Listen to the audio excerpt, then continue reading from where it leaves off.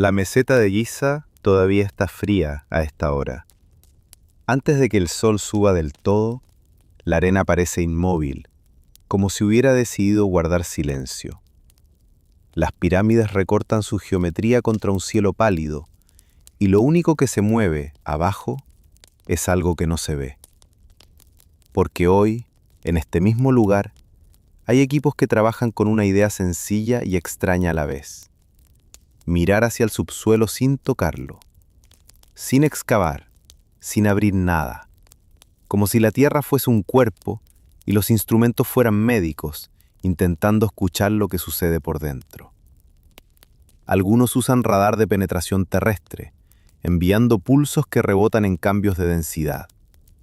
Otros trabajan con sensores que registran microvariaciones, pequeños contrastes en el terreno que delatan vacíos, fracturas, capas distintas. Y hay una técnica todavía más fascinante: la muografía. Partículas que llegan desde el cielo, atraviesan el aire, atraviesan piedra y dejan una firma, una sombra estadística que permite intuir qué hay detrás de un muro o dentro de una masa de roca sin necesidad de romperla. Es la paradoja perfecta. Tecnología de nuestro tiempo tratando de leer un monumento de miles de años y al mismo tiempo intentando leer lo que podría estar por debajo de ese monumento, como si la historia tuviera sótanos. Y ahí aparece la idea que nos va a acompañar esta noche. Lo que vemos en la superficie casi nunca es todo. La Tierra se comporta como una biblioteca que se reescribe, cubre, comprime, mezcla, entierra. Si algo ocurrió hace mucho, mucho tiempo, lo más probable es que no esté a la vista, sino oculto bajo capas que ya no recordamos. Si estás usando esto para dormirte, perfecto. Es exactamente por eso que hago estos videos. Tal vez suscríbete y si te nace, dime en los comentarios dónde estás y qué hora es ahora mismo.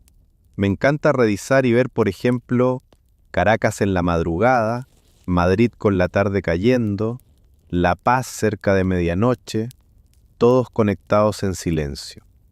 Ahora volvamos a la arena, porque Giza no es solo un conjunto de piedras alineadas con precisión, es un recordatorio físico de algo más grande, que incluso lo que creemos conocer puede ser apenas la última capa, que debajo de nuestras certezas puede haber más historia, y que el planeta, a diferencia de un archivo humano, no guarda documentos ordenados, guarda sedimentos. Sabemos que la Tierra es antigua, lo que no sabemos es cuántas historias quedaron debajo. La pregunta que da título a este viaje suena como una provocación, casi como un desafío, y por eso mismo conviene hacer algo que la historia y la ciencia hacen todo el tiempo cuando se encuentran con una frase demasiado grande: recortarla, limpiarla, volverla precisa, sin quitarle su poder, porque civilización es una palabra elástica. A veces la usamos para hablar de templos y reyes, otras veces para hablar de ciudades, leyes, escritura. Y en el uso cotidiano suele quedar asociada a una idea muy concreta: piedra tallada, monumentos, mapas, archivos. Pero si la dejamos así, como un rótulo amplio, la conversación se vuelve peligrosa. No porque sea prohibida, sino porque se vuelve confusa. Y cuando la confusión entra, es fácil que cualquier historia parezca posible. Entonces vamos a hacer una distinción simple, útil, casi como poner 3 cajas sobre la mesa. La primera caja sería especie inteligente. No significa una especie que haga pirámides. Significa una especie con capacidades cognitivas notables, memoria compleja, planificación, aprendizaje social, herramientas, tal vez lenguaje sofisticado. Inteligencia en el sentido biológico, no cultural. Y aquí hay un punto importante. La inteligencia existe en grados y en formas distintas. Hay animales que resuelven problemas, otros que cooperan, otros que transmiten conductas. Pero una especie inteligente, incluso muy inteligente, no necesariamente construye algo que deje huella en piedra.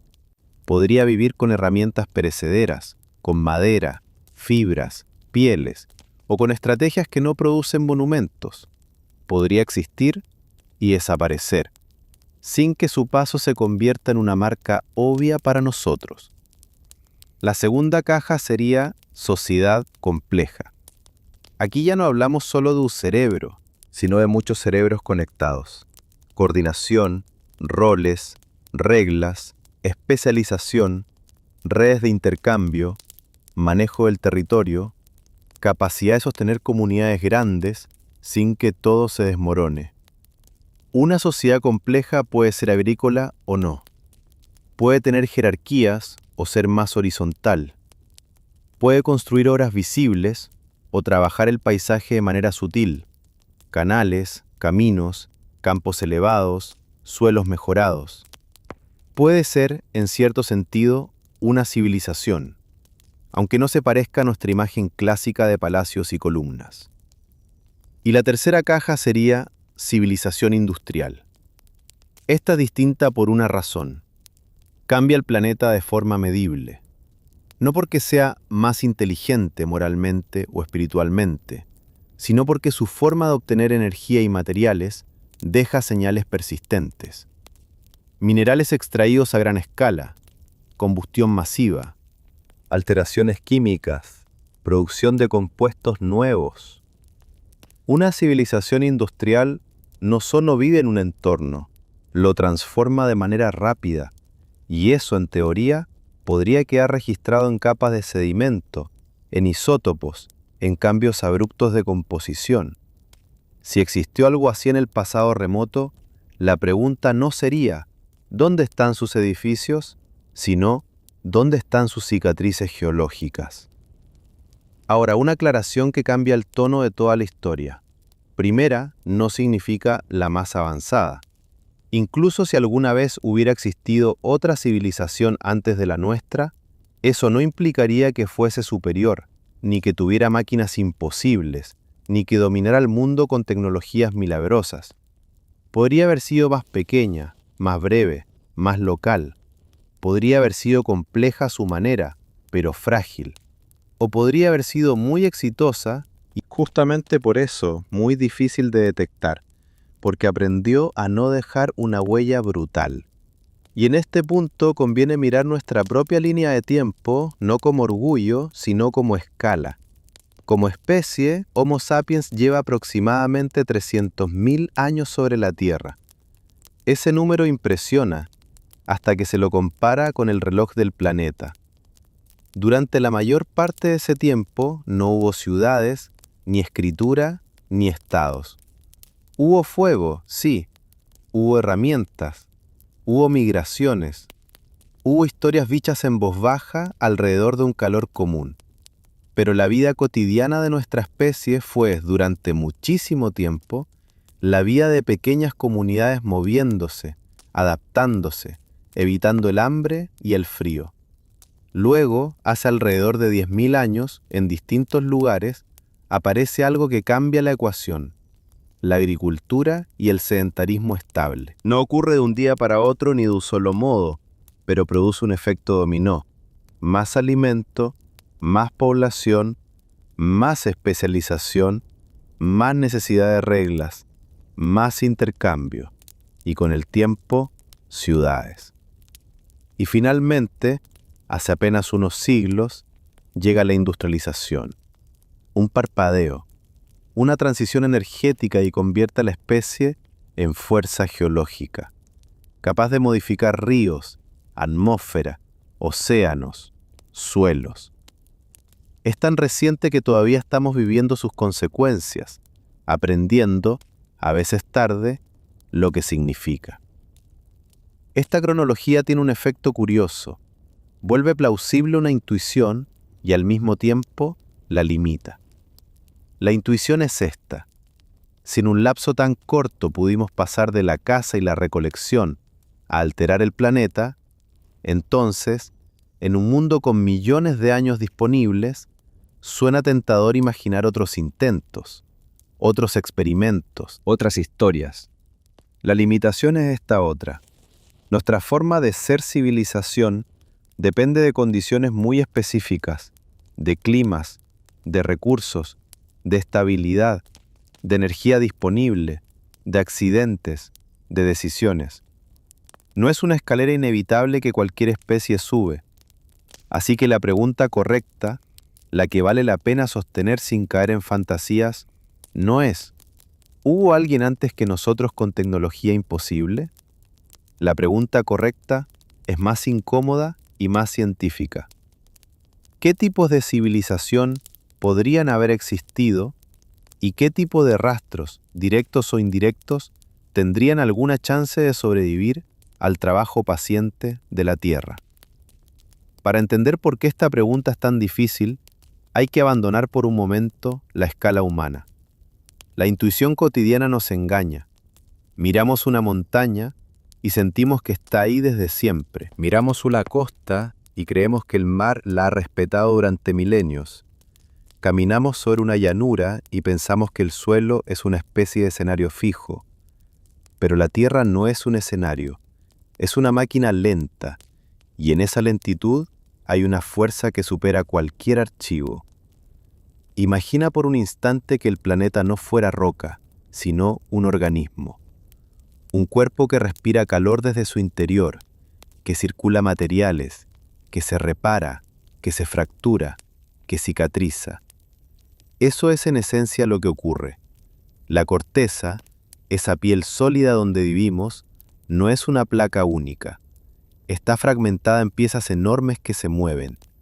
A veces se separan, a veces chocan, a veces una se hunde bajo la otra. Y cada uno de esos movimientos reescribe la superficie. Este es el problema del tiempo profundo. Cuanto más atrás quieres mirar, más probabilidades hay de que el planeta haya borrado la página. No por maldad ni por misterio, sino por física. Empieza por lo más simple, la erosión. Parece inocente, casi estética. Un viento que redondea una roca, lluvia que cae, se filtra, arrastra granos. Un río que, año tras año, se lleva partículas y las deposita en otro lugar. Pero multiplicado por siglos y luego por milenios, la erosión no es un detalle, es una trituradora. Las montañas no son eternas, se levantan y se desgastan. Las laderas se desmoronan, las rocas se convierten en arena, la arena en lodo, el lodo viaja, y lo que estaba en la superficie, poco a poco, deja de estarlo. Luego está el hielo, glaciares que avanzan como si fueran lentos bulldozers, raspando valles enteros, arrancando capas, dejando marcas que también desaparecen con el tiempo. Y está el mar, que no solo erosiona costas, sino que cambia el nivel del planeta según el clima. A veces el océano sube y se traga tierras bajas, a veces baja y deja llanuras expuestas. Lo que hoy es playa, ayer pudo ser bosque, y mañana puede ser fondo marino. Y cuando parece que ya entendimos la fuerza de la erosión, aparece otra idea, todavía más inquietante. La Tierra fabrica superficie nueva y destruye superficie vieja. No se limita a desgastar, recicla. La tectónica de placas es el motor de ese reciclaje. En medio de los océanos existen cordilleras sumergidas, dorsales donde la corteza se abre y sale material del manto, que se enfría y forma nuevo suelo oceánico. Es un proceso continuo, una cinta transportadora geológica. Esa corteza joven se aleja con el tiempo, hasta que llega a un borde donde ocurre lo contrario. Allí, la placa oceánica, pesada y fría, se hunde bajo otra placa, la subducción. En términos simples, el planeta se traga su propio suelo. Piensa lo que significa eso para nuestra pregunta. Si una civilización hubiera vivido en una costa hace decenas de millones de años, y esa costa pertenecía a una placa oceánica cercana a una zona de subducción, esa superficie pudo haber desaparecido por completo. No enterrada bajo metros de sedimento, sino descendida a profundidades donde la roca se calienta, se deforma y se mezcla con el manto.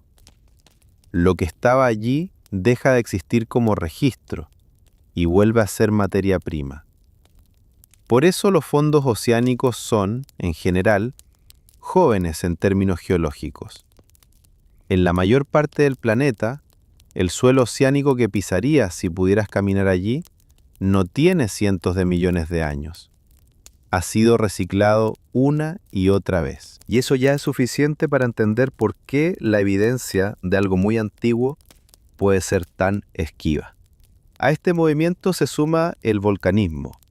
Los volcanes no son solo montañas espectaculares, son una forma de la Tierra de ventilar su interior. Cubren paisajes con lava, con cenizas, con nuevos materiales que sellan lo anterior. Un asentamiento humano puede quedar enterrado por una erupción y en algunos casos eso conserva. Pero a escalas mayores, el volcanismo también borra, fusiona, transforma, cambia el tipo de roca, altera químicamente el entorno, hace que capas antiguas se conviertan en otra cosa. Y luego está la sedimentación, el proceso que más se parece a un archivo, pero que también es una trampa. Sedimentos que se depositan en el fondo de un lago, en un delta, en el mar, capa tras capa. Con el tiempo se compactan y se vuelven roca sedimentaria. Ahí sí a veces la historia queda escrita. Polen, microfósiles, trazas químicas, cambios de color. Pero incluso ese archivo tiene sus reglas. No se forma en todas partes. Se forma donde hay deposición constante y estabilidad relativa. En muchas regiones el sedimento no se acumula, se pierde, o se erosiona, o se metamorfiza por presión y temperatura, y la escritura se borra como tinta bajo fuego. Por eso casi no existen superficies intactas muy antiguas. La superficie expuesta que parece vieja, en realidad suele ser joven en términos planetarios. Hay lugares donde el paisaje ha permanecido relativamente inalterado por largos períodos, pero cuando se habla de millones de años, la palabra inalterado empieza a volverse frágil. En muchos casos, muchas de las superficies más antiguas expuestas que podemos señalar como relativamente estables están en el orden de 1 o 2 millones de años, una cifra que para la historia humana es inconcebible, pero para la geología es apenas un suspiro. Y aquí está la lección incómoda. La Tierra borra evidencia activamente, no solo porque el tiempo pase, sino porque el planeta trabaja, se mueve, se traga, repite, mezcla. Si existió algo antes, si hubo intentos de complejidad que no fueron humanos, o incluso si hubo sociedades humanas tempranas de las que no sabemos, no basta con imaginar sus ruinas. Hay que imaginar también al planeta haciendo lo que siempre hace: cubrirlas, triturarlas, hundirlas, convertirlas en otra cosa. Con esto en mente, la pregunta se vuelve más precisa y más dura. No es ¿por qué no encontramos ciudades antiguísimas? Es ¿dónde podría sobrevivir una huella durante suficiente tiempo como para llegar hasta nosotros? Y esa pregunta, cuando se mira desde la geología, empieza a limitar el mapa del misterio. Porque si el planeta es un reciclador, entonces el pasado remoto no está simplemente lejos, está literalmente desarmado. Una vez que aceptas que la Tierra borra por movimiento y desgaste, aparece una segunda fuerza igual de decisiva, pero más abrupta. No actúa como una lija paciente, actúa como un golpe. Hay momentos en la historia del planeta en los que el sistema completo cambia de estado. Y cuando eso sucede, no es solo un paisaje el que se transforma, se reescribe la vida. A esos momentos los llamamos extinciones masivas. La palabra extinción suele sonar como un catálogo de especies desaparecidas, como una lista triste. Pero en geología y biología evolutiva significa algo más grande, un colapso de las redes que sostienen la vida, como si el planeta apagara de golpe gran parte de sus conexiones. Durante los últimos cientos de millones de años, los científicos identifican 5 grandes extinciones masivas. No son las únicas crisis, pero sí las más profundas en el registro fósil. En cada una desaparece una proporción enorme de especies. Lo importante aquí no es memorizar fechas, sino entender el patrón. La vida parece estable, diversificada, expandiéndose, y de pronto una combinación de fuerzas la empuja hacia un borde. Y cuando cruza ese borde, el mundo cambia. ¿Y qué tipo de fuerzas pueden hacer eso? Algunas vienen desde dentro de la Tierra, el volcanismo, por ejemplo, no como erupciones locales que vemos en videos, sino como episodios de volcanismo colosal, prolongado, capaz de cubrir regiones enteras con basalto y alterar la composición de la atmósfera. Estos eventos liberan gases en cantidades inmensas, cambian el clima, acidifican océanos, alteran la química del aire. Si quieres imaginarlo sin tecnicismos, es como si el planeta abriera una válvula gigantesca y dejara escapar, durante mucho tiempo, el aliento caliente de su interior. Otras fuerzas vienen desde fuera. El impacto de un gran asteroide no es solo un cráter, es una inyección instantánea de energía en el sistema. Incendios, ondas de choque, polvo en suspensión, oscuridad prolongada, colapso de la fotosíntesis. Es un invierno fabricado de golpe. Un día normal que se convierte en una estación que no debería existir. Y luego están los colapsos climáticos que pueden ser disparados por varios factores. Cambios en la circulación oceánica, liberación masiva de carbono, alteraciones en el ciclo del oxígeno. En ciertos puntos de la historia, la Tierra entra en configuraciones que se sostienen por sí mismas durante miles de años. El clima deja de ser el clima que conocías y se vuelve otro.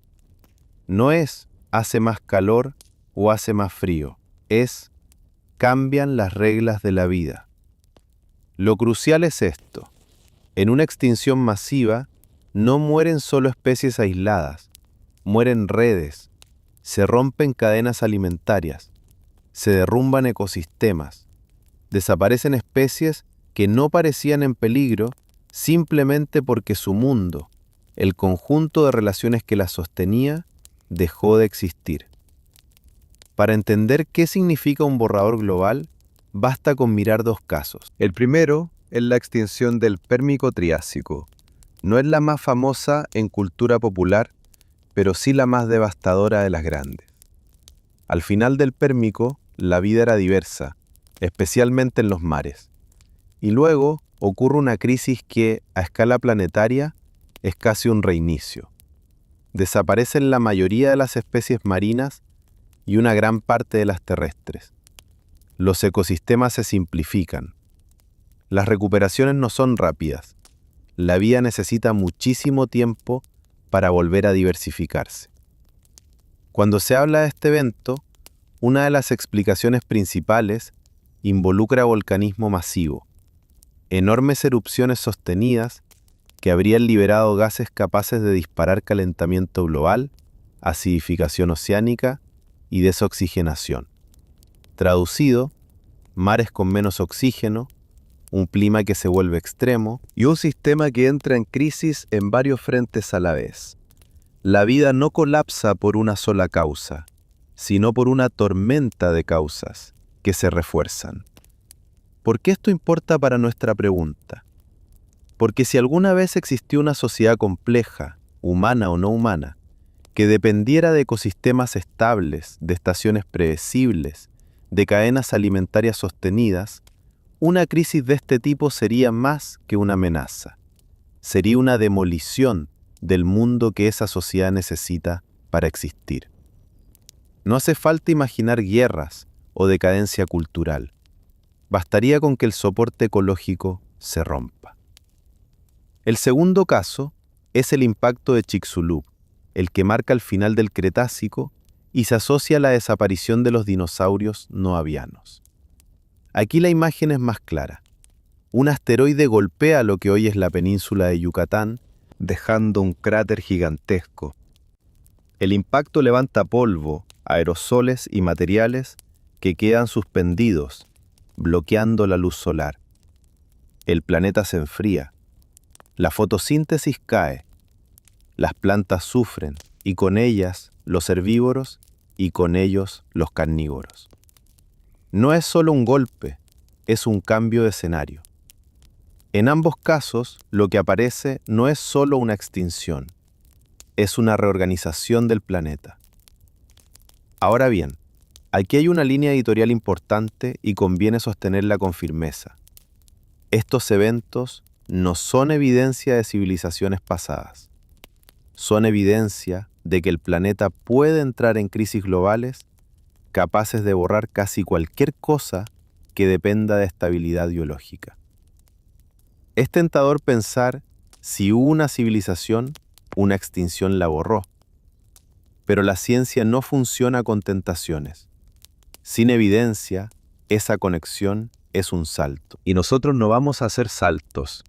Lo que sí podemos afirmar es más sobrio y en cierto modo más inquietante. El planeta tiene antecedentes de catástrofes capaces de simplificar la vida durante mucho tiempo. Y si eso le ocurre a los ecosistemas, le ocurre también a cualquier proyecto de complejidad que se apoye en ellos. No importa cuántas herramientas tengas, si de pronto el suelo deja de dar cosechas, si el mar pierde oxígeno, si la luz del sol se vuelve un recurso escaso por años, si los animales que sostienen tu dieta desaparecen. En el fondo, las extinciones masivas son recordatorios de humildad. La vida puede ser resistente, sí, pero la estabilidad no está garantizada, y cuando el sistema se rompe, no se rompe con elegancia, se rompe a escala planetaria. Con esto en mente, la pregunta sobre la primera civilización adquiere otro matiz. No se trata solo de si alguien pudo surgir antes, se trata de si el planeta permitió, alguna vez, una ventana de estabilidad lo suficientemente larga y lo suficientemente amable como para que algo así floreciera sin ser barrido. Y si esa ventana existió, la siguiente pregunta es inevitable. ¿Dónde quedarían las señales de haber atravesado un evento que borra no solo ciudades, sino mundos enteros? Para saber si podría haber existido una civilización antes que la nuestra, primero conviene hacer un ejercicio incómodo, imaginar que la nuestra se apaga. No en un futuro lejano, sino hoy, de golpe, sin despedidas, sin mantenimiento, sin manos humanas ajustando tornillos, limpiando filtros, reparando grietas, drenando agua, encendiendo bombas, cambiando piezas pequeñas que parecen insignificantes hasta que desaparecen. Porque una ciudad moderna no es un objeto, es un proceso. Y lo que llamamos infraestructura es en realidad una coreografía permanente de energía circulando. Imagina una primera semana sin personas. Al principio, desde lejos, parecería que nada cambió. Las calles seguirían ahí, los rascacielos seguirían cortando el cielo, los puentes seguirían tensos sobre los ríos. Pero el corazón de la ciudad, lo invisible, empezaría a fallar primero. Las centrales eléctricas dejarían de regularse. Las redes se desbalancearían. En algunos lugares habría apagones casi inmediatos.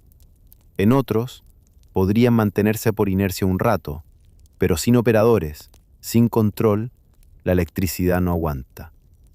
Y cuando la electricidad cae, no cae una comodidad, cae el sistema nervioso. Los semáforos se apagan, las bombas de agua dejan de funcionar, las estaciones de tratamiento dejan de filtrar, las comunicaciones se silencian una por una, las cámaras quedan ciegas, Los ascensores quedan detenidos entre pisos. Las puertas automáticas quedan trabadas. Todo lo que depende de una corriente estable se vuelve de pronto un objeto muerto. En ese punto aparece el agua, que siempre estuvo esperando su turno. El agua se mete por donde puede. Entra por sótanos, por grietas, por túneles. Si hay ciudades con redes subterráneas extensas, metros, alcantarillas, galerías técnicas, esos espacios empiezan a inundarse lentamente. No es una inundación épica de película, es una filtración constante, insistente, que transforma el subsuelo en un sistema de ríos improvisados. Y entonces, la ciudad empieza a oxidarse desde adentro. El acero, que parece eterno cuando lo ves en una estructura brillante, es vulnerable a una cosa simple: humedad y tiempo. La corrosión no necesita grandes catástrofes, necesita ciclos: mojarse, secarse, mojarse, secarse. El concreto, por su parte, no es roca natural. Es una mezcla diseñada. Funciona muy bien cuando se mantiene, pero también se fisura. El agua entra por microgrietas, llega a las barras de acero internas y la oxidación expande el metal. Esa expansión rompe más el concreto. El concreto roto deja entrar más agua. Es una cadena lenta pero segura. Las carreteras, que parecen una piel dura, también dependen del mantenimiento. El asfalto se agrieta con el calor y el frío, con las raíces, con el paso del agua.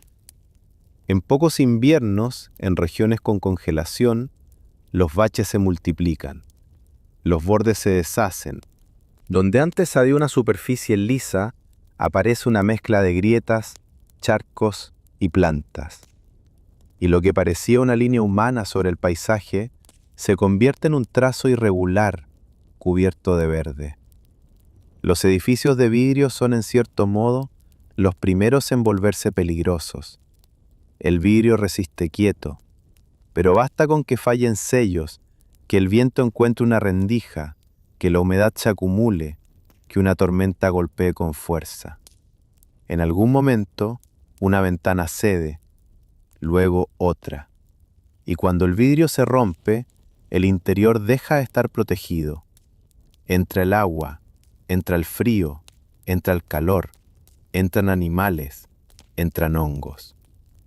Los interiores se convierten en un microclima de degradación: madera hinchada, mojo, techos que pierden su integridad y tarde o temprano, colapso estructural. Los puentes y las grandes obras de ingeniería suelen durar más, pero tampoco son inmortales. Están diseñados con tolerancias, con límites, con inspecciones periódicas que detectan fatiga, fisuras, corrosión. Sin esas inspecciones, el desgaste se acumula en silencio hasta que, un día, una parte falla. No hace falta un terremoto monumental. A veces basta con que el agua haya debilitado un soporte, o con que el metal haya perdido resistencia en un punto crítico. En unas pocas décadas, muchas ciudades serían irreconocibles. La naturaleza, que nunca se fue, avanzaría con una eficiencia tranquila. Semillas que ya estaban ahí encuentran grietas donde crecer. Plantas trepadoras cubren fachadas. Árboles jóvenes se instalan donde antes había estacionamientos.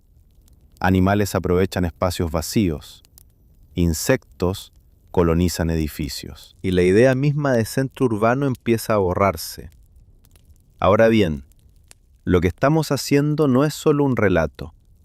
Es un experimento mental con una intención muy concreta: medir qué rastros sobreviven. Porque si en pocas décadas las ciudades pierden su forma, entonces la pregunta cambia. ¿Qué quedaría en siglos? ¿En miles de años? ¿En cientos de miles? En unos siglos, gran parte de lo que hoy consideramos obvio sería escombro. Muchas estructuras colapsarían y quedarían enterradas bajo vegetación y sedimentos. En lugares húmedos, la degradación sería rápida. En desiertos, algunas partes durarían más, pero el viento también desgasta. En zonas costeras, el mar haría su trabajo. Sal, oleaje, tormentas, subida y bajada del nivel. Lo que podría durar más tiempo serían ciertas construcciones de piedra masiva, pero incluso esas se erosionan. La piedra se fractura, las juntas se abren, el agua entra, y las caras talladas se suavizan con los siglos. Monumentos que hoy parecen eternos se convierten lentamente en colinas extrañas.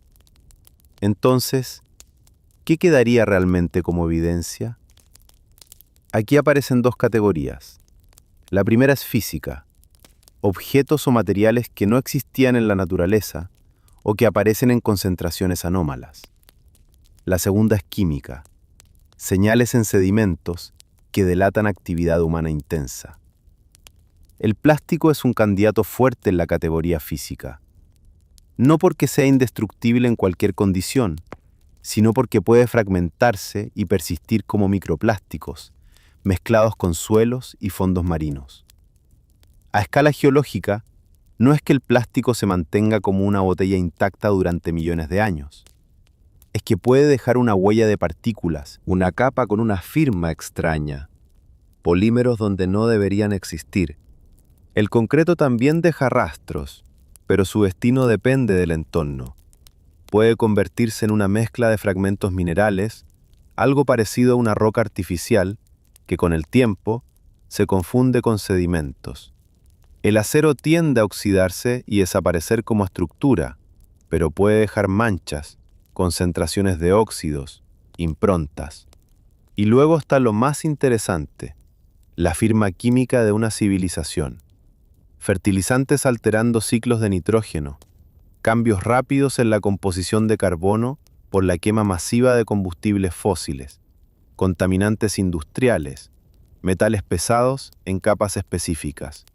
Son señales que, aunque no cuenten una historia en palabras, sí cuentan una historia en química.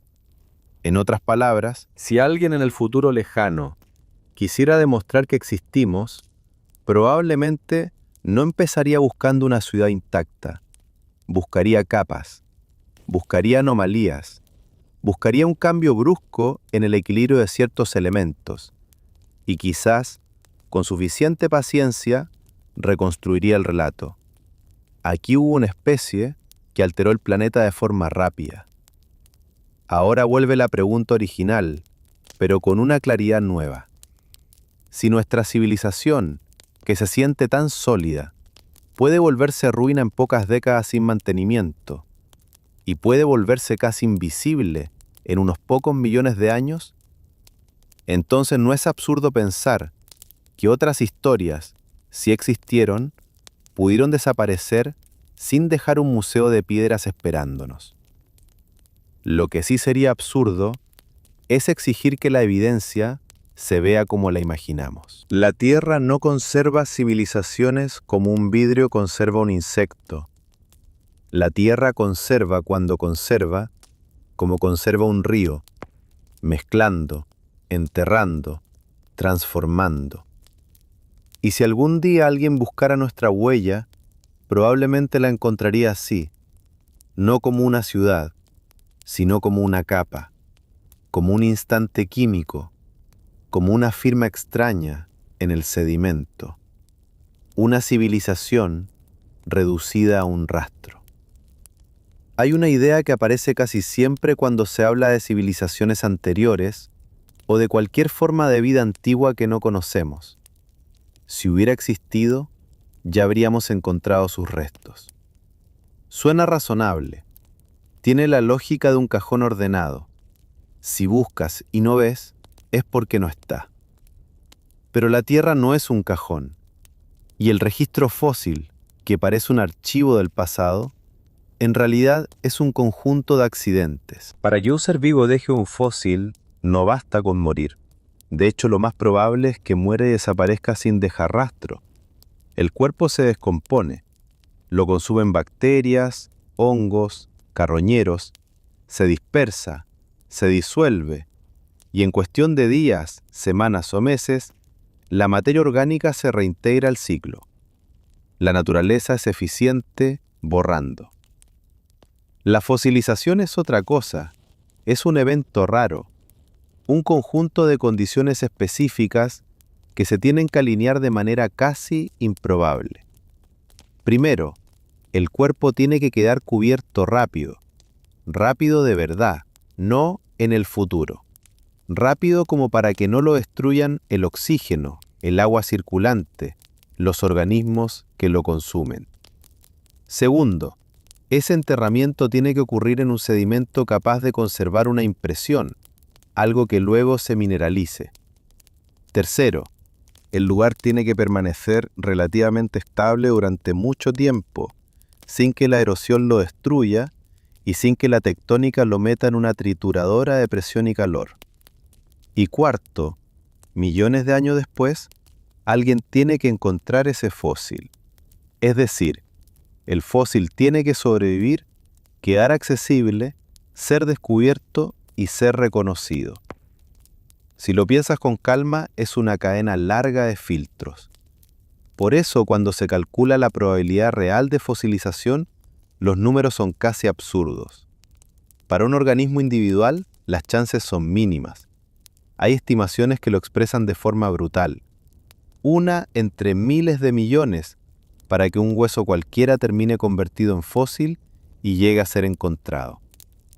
No significa que sea imposible. Significa que el registro fósil que tenemos es una muestra diminuta, una selección sesgada por el azar y por la geología. Esto explica un hecho que suele sorprender. La mayoría de las especies que han existido en la historia de la Tierra no están representadas en fósiles que conozcamos. Hay una estimación repetida en paleontología que sirve como golpe de realidad. Tal vez solo conocemos fósiles de una fracción ínfima de todas las especies que vivieron alguna vez, del orden de una milésima parte. Dicho de otro modo, la inmensa mayoría del pasado biológico está ausente de nuestra colección. Y además de ser incompleto, el registro fósil es desigual, tiene favoritos. Los ambientes acuáticos son por lejos los más generosos. Lagos, deltas, fondos marinos, ríos que se desbordan, lugares donde el sedimento cae y cubre y donde la deposición puede ser constante. Esos entornos funcionan como trampas naturales para resto orgánico. Un pez muere y cae al fondo. Un molusco queda enterrado en lodo. Un animal es arrastrado por una crecida y cubierto por arcilla. El agua, paradójicamente, puede favorecer la conservación cuando crea condiciones sin oxígeno en el fondo, donde la descomposición se ralentiza. En cambio, los ambientes terrestres suelen ser crueles para la fosilización.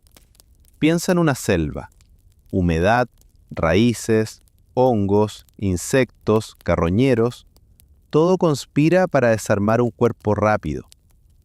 Piensa en una montaña, erosión, deslizamientos, rocas en movimiento. Un hueso no queda quieto para mineralizarse, se rompe, se pulveriza, se pierde. Piensa en un desierto. Puede conservar momias por desecación, sí, pero eso no es fosilización. A escala de millones de años, el viento desgasta, el suelo se mueve, las dunas migran y lo que no queda enterrado de forma estable termina deshecho o disperso.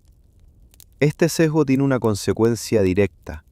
El registro fósil está dominado por criaturas acuáticas. No porque la vida haya sido mayoritariamente acuática, sino porque el océano y los sistemas acuáticos tienen más capacidad de archivar. Si la historia de la vida fuera un libro, la mayoría de sus páginas provendrían de bibliotecas submarinas. Ahora llevemos esto a nuestra pregunta. Incluso si hubiera existido una especie numerosa en tierra firme, incluso si hubiera tenido un cerebro grande, incluso si hubiera sido capaz de fabricar herramientas simples, es perfectamente posible que no haya dejado fósiles detectables. No porque no haya existido, sino porque el planeta no guardó sus restos de forma favorable. Y aquí aparece una idea todavía más contraintuitiva. Una especie puede ser muy numerosa y aún así dejar pocos fósiles. Porque la numerosa no es la variable decisiva. Lo decisivo es dónde vive, cómo muere y qué hace el entorno con sus cuerpos. Una especie que viva en regiones montañosas, boscosas o selváticas puede tener un registro fósil miserable. Una especie que viva cerca de ríos y llanuras aluviales tiene más chances de quedar atrapada en sedimentos. Una especie que viva en zonas costeras puede perder evidencias por la dinámica del mar y el reciclaje del fondo oceánico. El contexto manda. Y todavía hay más. Incluso cuando hay fósiles, no siempre sabemos interpretarlos en clave de inteligencia. La inteligencia no fosiliza. Lo que fosiliza es el cuerpo, y a veces ni eso. Para inferir comportamiento, hace falta contexto, herramientas asociadas, marcas de corte, patrones de enterramiento, rastros de fuego, construcciones, señales repetidas. Sin ese conjunto, un cráneo no dice civilización por sí solo. Esto es crucial, porque muchas discusiones se atascan en la imagen equivocada. Si hubo alguien antes, deberían existir fósiles de su especie. Tal vez sí, tal vez no. Y aunque existieran, podrían estar enterrados demasiado profundo, o en rocas metamorfoseadas, o en fondos oceánicos aún no explorados, o en regiones que simplemente no conservan bien. La conclusión no es que todo sea posible. La conclusión es más sobria. La ausencia de fósiles no es una prueba fuerte de ausencia, especialmente cuando hablamos de tiempos muy remotos y de ambientes desfavorables. Es una puerta que no se puede cerrar con facilidad. De hecho, hay una forma útil de imaginarlo. La Tierra no guarda un registro continuo, guarda fragmentos, como si el pasado estuviera escrito en miles de papeles y el viento se hubiera llevado casi todos. Los pocos que quedan no son necesariamente los más importantes. Son los que por azar cayeron en un lugar seco o profundo o estable, los que quedaron atrapados entre capas, los que nadie pisó durante millones de años. Y en esa lógica, la pregunta cambia otra vez. Ya no es ¿por qué no vemos fósiles de civilizaciones anteriores? La pregunta real es, si el registro es tan incompleto, ¿qué tipo de señales serían más robustas que un hueso? ¿Qué huellas pueden sobrevivir mejor que un cuerpo? Porque si la Tierra borra cuerpos con facilidad, tal vez la clave no esté en buscar esqueletos, tal vez esté en buscar firmas, marcas indirectas. Alteraciones del planeta que no dependen de que un organismo haya sido cubierto justo a tiempo, en el sedimento correcto, en el lugar correcto. Y esa idea nos lleva directamente al siguiente punto. ¿Qué pasaría si la evidencia de una civilización no fuera una ruina, sino una anomalía química en una capa del mundo? Hasta aquí, la pregunta parecía atrapada entre dos extremos. Por un lado, la imaginación. Ruinas imposibles, ciudades perdidas bajo continentes enteros, rastros que deberían estar esperando a ser encontrados como si el planeta fuera un museo. Por el otro, el escepticismo total. Si no lo vemos, no existe. Y el problema es que ambos extremos comparten una misma suposición equivocada, que una civilización antigua tendría que dejar señales obvias, visibles, monumentales. En algún momento, dos científicos propusieron una forma distinta de encarar el dilema, no como una afirmación, sino como un ejercicio serio. Si hubiera existido una civilización industrial antes que la nuestra, ¿qué podríamos detectar hoy, de manera realista, en el registro geológico? Ese ejercicio se conoce como la hipótesis siluriana. El nombre es un extraño propósito. No se refiere al periodo geológico llamado Silúrico, sino a una especie ficticia de una historia de ciencia ficción. Seres inteligentes que existieron antes que los humanos. La elección del nombre es casi un aviso editorial. Esto no es un anuncio de hallazgos, ni una declaración extraordinaria. Es un modo de pensar los límites de la evidencia. La idea central es simple y a la vez incómoda. Si una civilización industrial hubiera existido hace millones de años, lo más probable es que sus ruinas físicas ya no existieran como ruinas. No habría autopistas intactas, no habría rascacielos esperando bajo capas de tierra.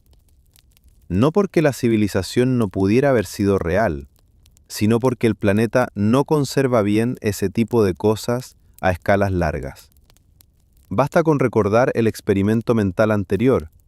Incluso sin cataclismos, sin guerras y sin meteoritos, una ciudad moderna se degrada en décadas cuando nadie la mantiene. Luego, a escalas de siglos, se vuelve escombro.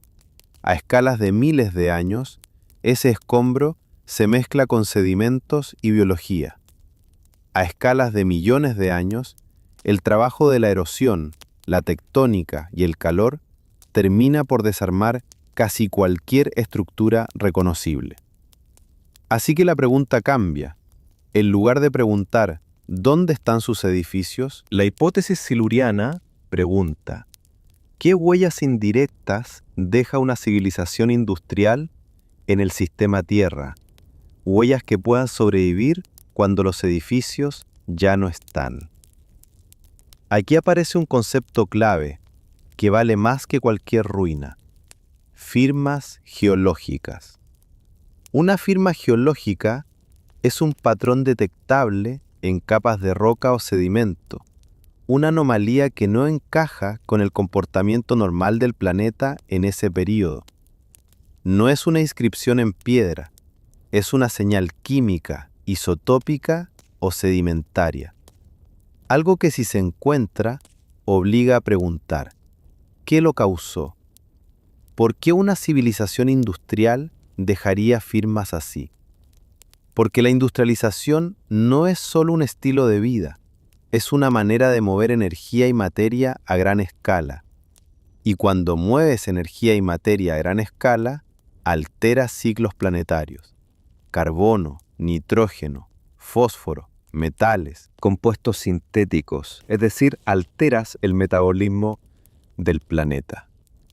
La hipótesis siluriana propone mirar, por ejemplo, cambios abruptos en la temperatura global que no se expliquen fácilmente por las causas habituales, o señales de desoxigenación en océanos que podrían asociarse a perturbaciones rápidas, o alteraciones en el ciclo del nitrógeno compatibles con el uso masivo de fertilizantes, o la presencia de materiales extraños, producidos en cantidades grandes, que luego quedan enterrados en sedimentos. Aquí conviene ser muy claro. Los autores de esta propuesta no estaban diciendo esto ocurrió. Estaban diciendo, si hubiera ocurrido, así podríamos pensarlo. La fuerza de la idea no está en asegurar que existió una civilización anterior, solo en obligarnos a enfrentar una realidad metodológica. El planeta es capaz de borrar casi todo lo directo, pero puede conservar lo indirecto durante más tiempo. Hay algo casi irónico en esto. Lo más visible de una civilización, aquello que consideramos su orgullo, sus edificios, sus monumentos, puede desaparecer por completo. En cambio, su lado más problemático, su impacto ambiental, puede ser lo que mejor se conserve. Como si la historia geológica guardara con más fidelidad las consecuencias que las intenciones. Aún así, incluso las firmas geológicas tienen límites. El planeta produce anomalías por sí mismo. Hay episodios naturales de calentamiento rápido, de acidificación, de cambios en oxígeno. Hay volcanismo masivo capaz de alterar la química global. Hay liberaciones naturales de carbono. El desafío, entonces, es diferenciar una firma causada por procesos naturales de una firma causada por actividad industrial. Y esa diferencia no se establece con una sola señal, sino con un conjunto, múltiples indicadores que coinciden en tiempo, intensidad y patrón. Por eso la hipótesis siluriana es ante todo una invitación a la prudencia inteligente, a evitar la fantasía de ruinas enterradas y al mismo tiempo a evitar la comodidad de creer que el pasado está completamente cerrado. Si existiera una civilización industrial antigua, lo más probable es que fuera casi invisible a simple vista. Su rastro estaría en capas discretas, en sedimentos, en proporciones químicas alteradas, en señales pequeñas pero coherentes. Y aquí aparece una segunda idea, aún más inquietante. Incluso si una civilización industrial deja firmas, esas firmas podrían parecerse mucho a algunas crisis naturales. Un calentamiento rápido, por ejemplo, puede ocurrir por volcanismo, por liberación de gases, por reconfiguración oceánica. Entonces la pregunta se vuelve todavía más fina. No es ¿hay una firma?, sino ¿hay una firma que no encaje con lo que el planeta hace por sí mismo? La hipótesis siluriana no resuelve el misterio, lo vuelve más adulto, lo baja de la estética de ruinas imposibles y lo lleva al terreno real, capas, química, patrones y sobre todo nos ofrece un espejo. Porque al pensar cómo se detectaría una civilización industrial antigua, terminamos pensando en cómo se detectará la nuestra. Quizá esa sea la parte más sutil y más incómoda de toda esta idea, que incluso si jamás encontramos rastros de nadie antes, el método para buscarlo nos obliga a mirar nuestro propio presente como una futura capa geológica, un capítulo que algún día podría leerse sin nombres, sin historias, sin monumentos, solo por sus marcas en la piedra. Si aceptamos la lógica de la hipótesis siluriana, entonces el foco deja de estar en lo que un pueblo construye y pasa a estar en lo que una civilización cambia.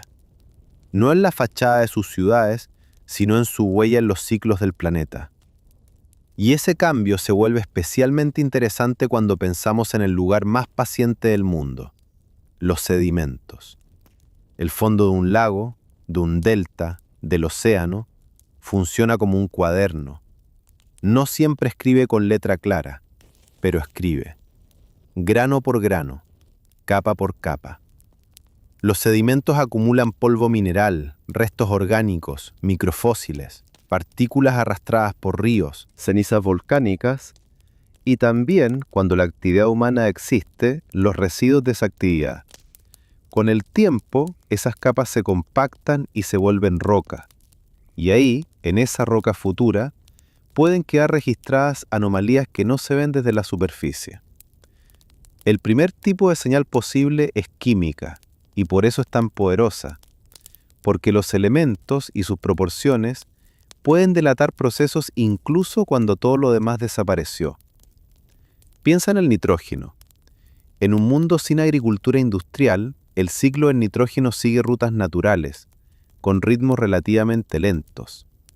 Pero cuando una civilización fabrica fertilizantes y los esparce de forma masiva, ese ciclo se acelera, se desbalancea, y parte de ese nitrógeno termina donde no debería, en ríos, lagos, mares. Una consecuencia conocida es la eutrofización, un crecimiento explosivo de algas que consume oxígeno y genera zonas pobres en vida. En el registro sedimentario, esto puede verse como capas asociadas a condiciones de bajo oxígeno, cambio en la composición orgánica, alteraciones en ciertos indicadores químicos. No te cuentan un nombre, pero te cuentan un comportamiento. Algo alteró de forma rápida el equilibrio. Piensa también en metales y compuestos industriales. Algunas actividades concentran elementos en cantidades inusuales, plomo, mercurio, cobre, y otras sustancias que en la naturaleza también existen, pero no en esas proporciones y no con ese patrón global.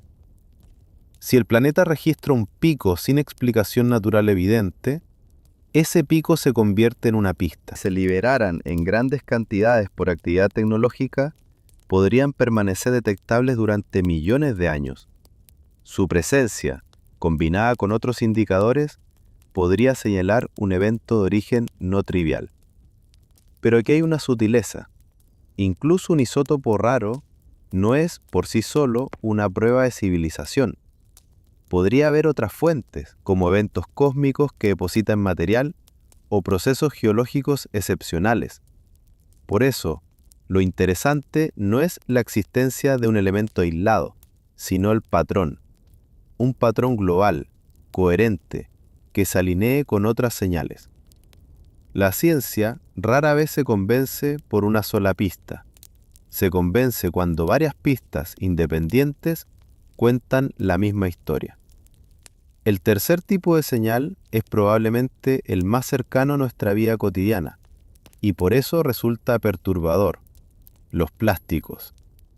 El plástico es, en cierto sentido, una piedra artificial, no porque sea sólido como una roca, sino porque introduce polímeros que no pertenecían al mundo biológico en esas formas y cantidades. En superficie, muchos plásticos se degradan por la luz solar y el desgaste mecánico, fragmentándose en pedazos cada vez más pequeños. Pero en el fondo marino la historia cambia. Allí, la luz ultravioleta casi no llega. Las temperaturas son bajas. La degradación puede ser mucho más lenta. Y eso abre una posibilidad: que capas sedimentarias acumulen microplásticos y otros fragmentos, creando una huella persistente. Otra vez, no hay que imaginar botellas intactas esperando a ser encontradas dentro de 1 millón de años.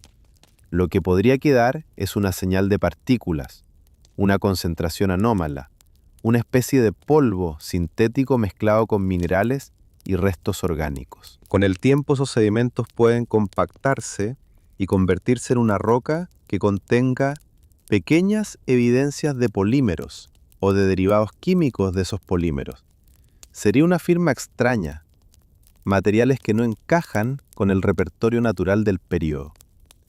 Aquí la estratigrafía marina se vuelve protagonista, porque el océano no solo es enorme, también es un gran recolector. Recibe lo que los continentes sueltan, recibe cenizas, polvo, nutrientes, contaminantes, y su fondo acumula capas. En términos de archivo, el océano es un lugar privilegiado. No perfecto, pero privilegiado. Allí las señales pueden quedar enterradas y preservadas de una manera que en tierra firme es más difícil. Sin embargo, este camino también tiene límites, y conviene decirlo con honestidad. El fondo oceánico no es siempre un archivo estable. Hay corrientes, hay zonas de erosión, hay lugares donde casi no se deposita sedimento. Y a escala más larga, hay el gran problema de la subducción. Parte del suelo oceánico termina hundiéndose y reciclando su historia. Por eso, las mejores oportunidades de conservación no están en cualquier lugar del océano, sino en regiones donde la sedimentación sea constante y donde las capas puedan permanecer durante mucho tiempo sin ser destruidas. Entonces, si juntamos las piezas, se forma un mapa conceptual de posibles rastros industriales. Una capa sedimentaria con señales de bajo oxígeno, compatible con una perturbación rápida del ciclo de nutrientes. Otra señal química indicando cambios en carbono o nitrógeno, presencia de compuestos sintéticos o concentraciones anómalas de metales. Y quizá isótopos radiactivos raros en cantidades que no se expliquen fácilmente por procesos naturales conocidos. Ninguna de estas señales por sí sola grita civilización, pero juntas podrían susurrar algo más inquietante. Aquí ocurrió una alteración rápida y global, difícil de encajar en la historia natural habitual. Y esto nos devuelve, de manera inevitable, al espejo. porque estas mismas señales son las que en teoría podría dejar nuestra propia civilización. Si algún día desaparecemos, lo más probable es que nuestros nombres se pierdan, nuestros idiomas se vuelvan silencio, nuestras ciudades se conviertan en polvo y vegetación. Pero algunas de nuestras huellas, las menos heroicas, pueden sobrevivir como marcas en capas de sedimento.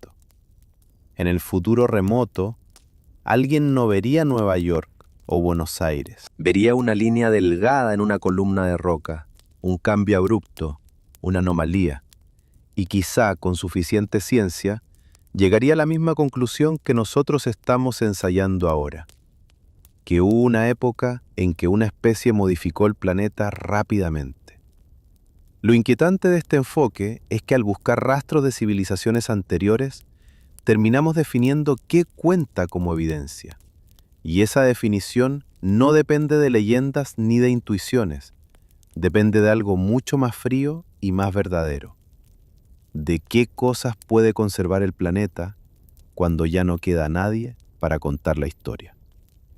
Durante mucho tiempo la arqueología se acostumbró a una especie de mapa mental.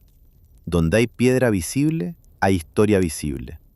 Donde no hay piedra, donde la vegetación lo cubre todo, donde el suelo parece devorar cualquier rastro, ahí se asumía la complejidad humana debió ser menor, más dispersa, más difícil de sostener.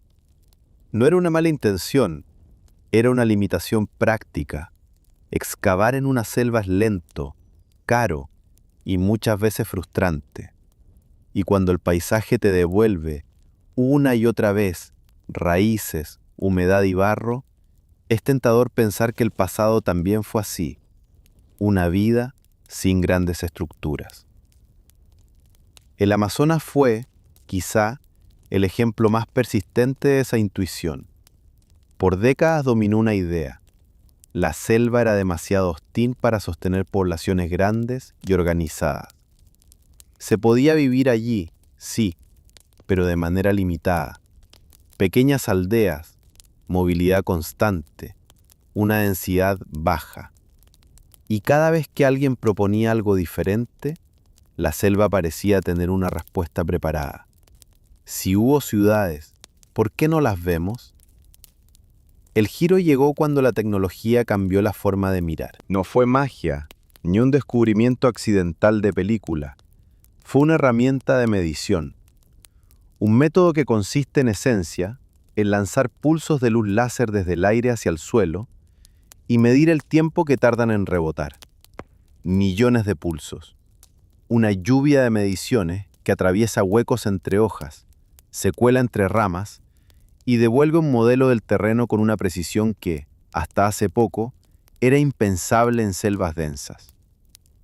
Luego, con procesamiento adecuado, se puede quitar digitalmente la vegetación y ver el relieve desnudo, como si la selva se volviera transparente por un instante. Cuando aplicas esa mirada al Amazonas, ocurre algo que cambia la conversación.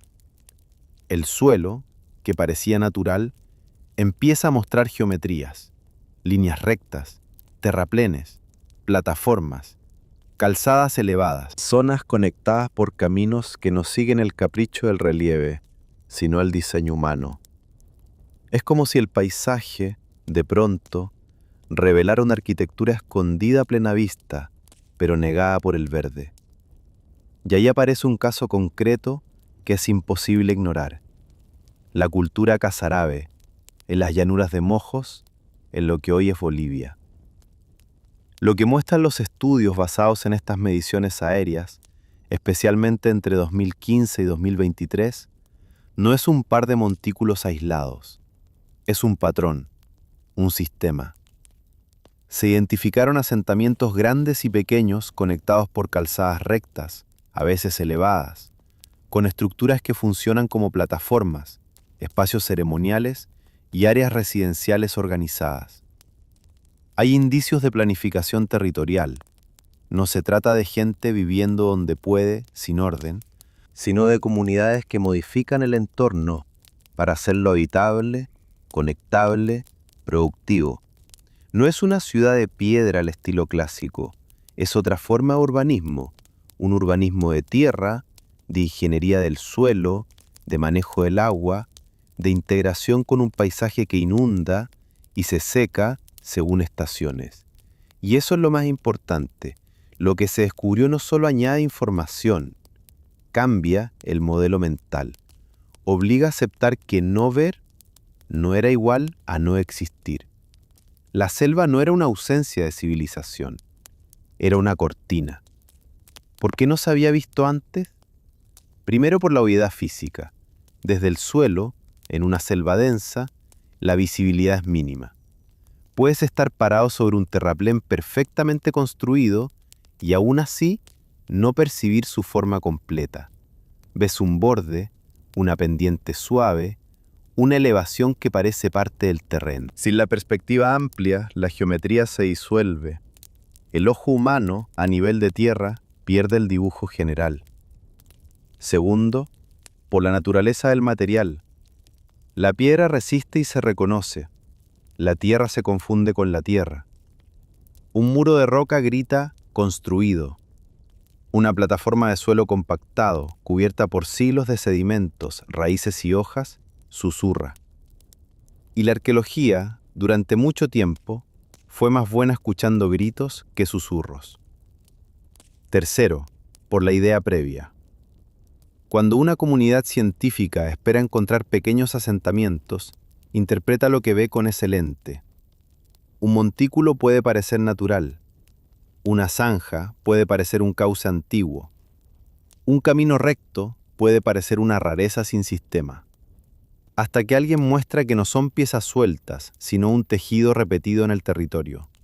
Ahí, el patrón se impone. Si una civilización humana real pudo permanecer invisible por tanto tiempo solo porque estaba cubierta por selva, entonces se vuelve legítimo plantear una idea más general. Muchas discusiones sobre el pasado no dependen solo de lo que existió, sino de lo que nuestros métodos pueden detectar. El Amazonas invisible no prueba civilizaciones prehumanas. No necesita hacerlo. Su función es más sutil y más poderosa. Demostrar que el mundo todavía puede esconder urbanismo complejo a simple vista. Que el paisaje, cuando lo miras con nuevas herramientas, puede darte una sorpresa seria, verificable, sin necesidad de fantasías. Y a partir de aquí, la pregunta se ajusta otra vez, como una lente. Si una selva puede ocultar sistemas enteros, ¿qué otras selvas existen en el planeta? No de hojas, sino de tiempo, de sedimento, de océano, de erosión. ¿Cuántas formas de complejidad quedaron fuera de foco simplemente porque estábamos mirando con el instrumento equivocado? Cuando se habla de civilización, la imagen automática suele ser la conquista del paisaje, talar, drenar, levantar murallas, imponer líneas rectas sobre la naturaleza como si el mundo fuera un tablero. Esa imagen existe y es real en muchos casos, pero el Amazonas, una vez que empiezas a verlo con otros ojos, sugiere otra posibilidad. Una civilización puede no expresarse como dominación visible, sino como diseño paciente. No como un grito de piedra, sino como una costura en la tierra. Aquí aparece una idea que por sí sola ya obliga a replantear muchas cosas. Hay suelos en el Amazonas que no son solo tierra fértil, son suelos fabricados, suelos antropogénicos. Lugares donde la química y la estructura del suelo revelan intervención humana sostenida durante generaciones. Se los conoce como terra preta, tierra negra. No es un mito ni una exageración, es un fenómeno medible. Zonas de suelo oscuro, rico en carbono estable, con una fertilidad sorprendente en un entorno donde en general los suelos naturales son ácidos y pobres en nutrientes. Lo que hace especial a esta tierra no es solo su color, es su comportamiento. Retiene nutrientes, mejora la estructura, sostiene cultivo durante largos periodos. Es en cierto modo una tecnología. Piensa lo que significa esto. En lugar de exprimir un suelo hasta agotarlo y luego moverse, existe la posibilidad de mejorarlo para que dure, no como un gesto improvisado, sino como una práctica acumulativa. Para crear terra preta, no basta con tirar ceniza una vez. Se requiere repetición, mezcla de materia orgánica, carbón vegetal, residuos, fragmentos, control. Es una forma de agricultura a largo plazo, casi una agricultura que entiende el tiempo. En muchos lugares del mundo, la agricultura intensiva deja señales de erosión, pérdida de fertilidad, salinización. Aquí, la señal es distinta: mejora del suelo. Y no es una mejora pasajera. El carbono presente en estos suelos puede ser extremadamente estable. No se disuelve con facilidad, permanece. Como si el pasado hubiera encontrado una manera de escribir en la tierra con una tinta que no se borra rápido. Esto cambia la imagen de lo que puede ser una civilización, porque su monumento no sería una pirámide, sino un suelo. Su legado no sería una estatua, sino una capacidad de sostener alimento sin destruir el sistema. Ahora, terra preta no aparece aislada como una curiosidad, aparece asociada a patrones de ocupación humana y en algunos casos a redes de aldeas conectadas.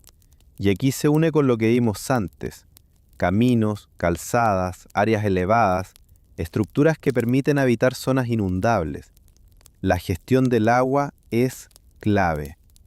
En las llanuras amazónicas, el año no es una línea tranquila, es una alternancia de abundancia y exceso.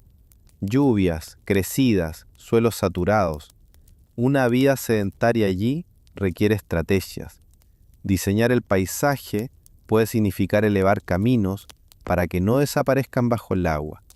Significar construir campos elevados o drenajes que transformen la inundación en recurso, no en desastre. Significar ubicar aldeas en puntos estratégicos, conectarlas, permitir circulación incluso cuando el agua cambia el mapa. Esa planificación es civilización, aunque no tenga piedra tallada. Y hay otra pista aún más sutil pero poderosa: la distribución no natural de especies útiles. Los bosques no son solo naturaleza intocada. En algunos lugares, al estudiar la abundancia de ciertas especies de árboles y plantas que son valiosas para alimentación, medicina o materiales, aparece una señal. Hay concentraciones que no se explican bien como azar ecológico. Hay paisajes donde ciertos árboles útiles están sobrerepresentados cerca de antiguas zonas de ocupación, como si el bosque hubiera sido modelado por decisiones humanas. No como un monocultivo moderno, sino como un favorecimiento constante: plantar, proteger, dispersar semillas, eliminar competencia, elegir. Esa idea es difícil de sostener con una sola observación, pero se vuelve convincente cuando se repite en distintos lugares y cuando coincide con otros indicios arqueológicos. El resultado es una imagen distinta del Amazonas, no como una selva completamente virgen, sino como un mosaico donde la acción humana dejó huellas ecológicas duraderas. Esto no significa que todo el Amazonas sea un jardín diseñado. Sería un error reemplazar un extremo por otro.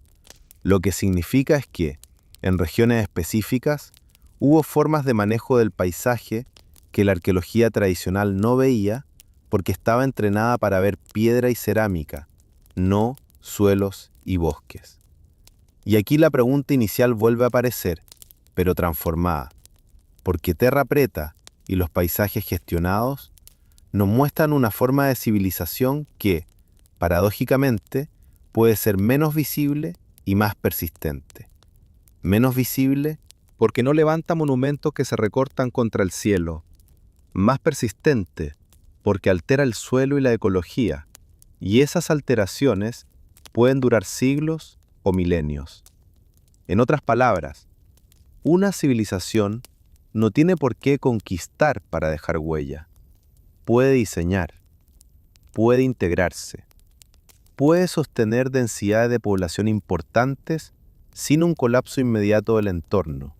justamente porque aprende a trabajar con el sistema en lugar de romperlo.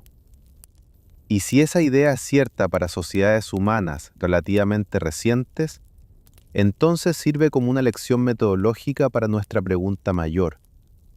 Tal vez el error está en buscar el tipo de huella equivocada. Tal vez imaginar civilización como ruina monumental nos hace ciegos a civilizaciones que escriben de otra manera. En el Amazonas, esa escritura es negra, fértil, discreta. Está en el suelo. Y cuando una civilización puede dejar su firma en la tierra misma, la línea entre paisaje natural y paisaje histórico se vuelve más fina de lo que creíamos. Hay un punto en esta historia que no tiene que ver con el suelo, ni con los sedimentos, ni con la tectónica. Tiene que ver con la forma en que miramos.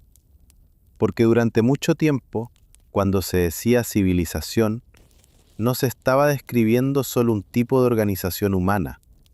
Se estaba describiendo un ideal cultural, un molde. Y ese molde tenía rasgos muy específicos: ciudades de piedra, escritura, monumentos visibles, palacios, jerarquías formales. Todo lo demás quedaba en un limbo de palabras menores: tribu, aldea, sociedad simple, cultura. Ese fue, y sigue siendo a veces, el error de subestimar civilizaciones. Un error conceptual que nace de una idea heredada, la idea de que el progreso humano se parece a una línea que va desde lo primitivo a lo civilizado, y que lo civilizado se reconoce por ciertas señales materiales. El problema es que esa línea no es una ley natural, es un relato histórico construido desde centros de poder, y luego proyectado hacia el resto del mundo como si fuera un estándar universal. Ese sesgo tiene un nombre difícil de evitar: eurocentrismo. No como insulto, sino como descripción de un hábito. Durante siglos, gran parte de la historia global fue escrita desde una perspectiva que consideraba a Europa y a ciertas formas de Estado y urbanismo como el punto de referencia. Cuando los arqueólogos y exploradores buscaban civilizaciones, buscaban muchas veces equivalentes de lo que ya conocían: templos en piedra, ciudades amuralladas, inscripciones. Si no lo encontraban, la conclusión solía ser que ahí no había una complejidad comparable. Pero el planeta, como el Amazonas acaba de recordarlo, es experto en producir complejidad en formas que no se parecen a ese molde. Asociar civilización solo con piedra y escritura es cómodo por una razón práctica. La piedra dura, la escritura sobre soportes resistentes dura, y ambas cosas se reconocen con facilidad. En cambio, muchas sociedades complejas trabajaron con materiales que el tiempo destruye: madera, fibras, barro, tierra apisonada, pieles. Muchas registraron memoria en sistemas orales, en genealogías cantadas, en rituales, en calendarios vividos, no necesariamente en tablillas.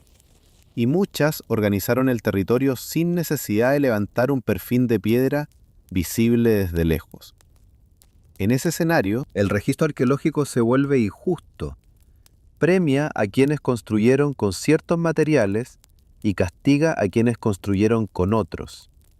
Premia a los climas secos, donde se preserva más, castiga a selvas húmedas, donde todo se descompone. Premia a regiones donde la piedra está cerca y es trabajable, castiga a regiones donde la piedra no es el recurso principal.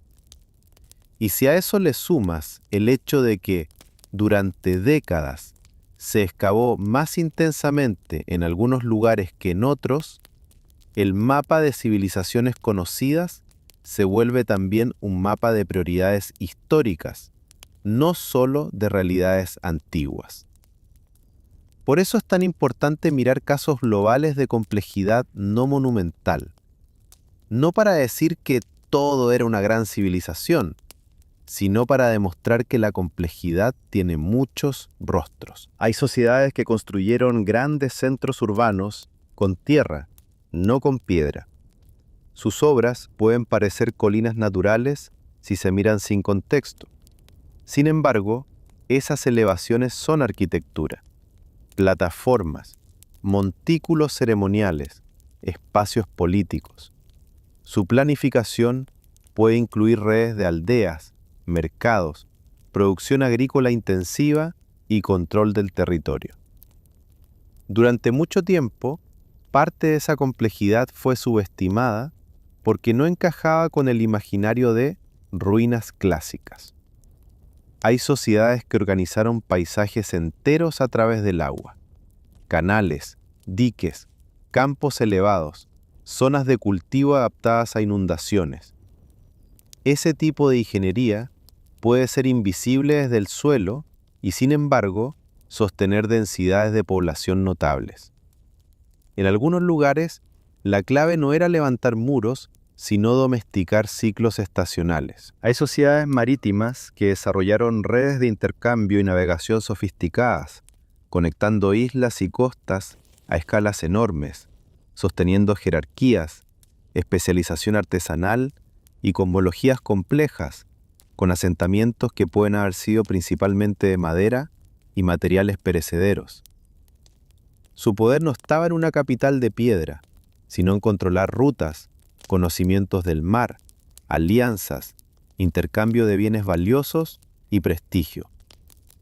Y hay sociedades que dejaron su huella no en templos, sino en la ecología, distribución de especies útiles, suelos mejorados, bosques gestionados, paisajes que parecen naturales, pero cargan decisiones acumuladas durante siglos. Ahí, el monumento no es un edificio, es un ecosistema modificado. Todo esto no niega el valor de la piedra y la escritura, solo les quita el monopolio del concepto de civilización. Cuando se entiende esto, algo se acomoda. Muchas discusiones sobre civilizaciones perdidas nacen de una frustración. Se sospecha que hubo más complejidad de la que el mapa oficial reconoce, y esa sospecha, a veces, se desvía hacia fantasías, porque no encuentra un lenguaje científico accesible. Pero el camino serio no es inventar, es ajustar las preguntas y ampliar los criterios.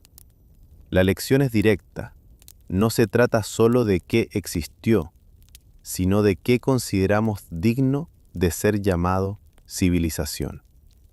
Si el criterio exige piedra, escritura y monumentalidad visible, entonces está seleccionando un subconjunto del pasado y llamándolo el pasado completo. Y eso, en ciencia histórica, es una forma elegante de equivocarse. Este bloque es el puente que necesitábamos. Si incluso dentro de la historia humana reciente hemos subestimado complejidades reales por mirar con un molde estrecho, entonces la pregunta original se vuelve más sobria y más afilada. Tal vez no haga falta imaginar un mundo imposible. Tal vez alcance con reconocer que el pasado ya nos engañó antes, no por falta de ruinas, sino por exceso de prejuicio sobre cómo debería verse una civilización. Hay una imagen que nos acompaña desde la infancia cuando pensamos en civilizaciones. Ruinas, columnas rotas, templos cubiertos por plantas, piedras con inscripciones, fragmentos de cerámica como pistas. Esa imagen es poderosa porque sugiere una ley. Toda civilización, tarde o temprano, deja un montón de restos. Pero hay una paradoja que rompe esa ley. Una idea inquietante precisamente porque no necesita fantasía, solo necesita lógica. La paradoja dice así: cuanto más tiempo sobrevive una civilización, más probable es que aprenda a dejar menos huella. Y si deja menos huella, será más difícil detectarla después. Es una conclusión extraña porque contradice nuestro instinto. El instinto nos dice: si una civilización vive mucho, construye más, expande más, marca más. Pero en un planeta finito, con recursos limitados, expandirse sin freno es una estrategia inestable. Una civilización que se expande y consume como si no hubiera mañana puede dejar señales muy visibles, precisamente porque dura poco y termina en crisis. La huella intensa sería entonces el rastro de un estilo de vida breve. En cambio, si una civilización logra sostenerse durante un tiempo muy largo, tendría que resolver el problema básico de todas las sociedades complejas: no destruir el sistema que la alimenta. Tendría que aprender a funcionar sin incendiar sus propios bosques, sin agotar sus suelos, sin vaciar sus mares, sin envenenar su aire. Y si lo logra, su firma geológica podría ser pequeña. Puede que su impacto exista, pero no como un golpe abrupto, más bien como una modulación suave, como una intervención que se integra a los ciclos sin romperlos. Aquí aparece la idea más inquietante de toda la hipótesis siluriana. Quizá el hecho de que no encontremos señales industriales antiguas no implica que nunca existieron, sino que, si existieron y fueron longevas, fueron invisibles en términos geológicos. Invisible no porque fueran mágicas, sino porque fueron sostenibles. Piénsalo con un ejemplo simple. Cuando una sociedad extrae energía de manera intensiva y en poco tiempo, produce señales claras: aumento rápido de ciertos gases, contaminación, cambios químicos abruptos. Eso queda registrado como una línea marcada en el sedimento.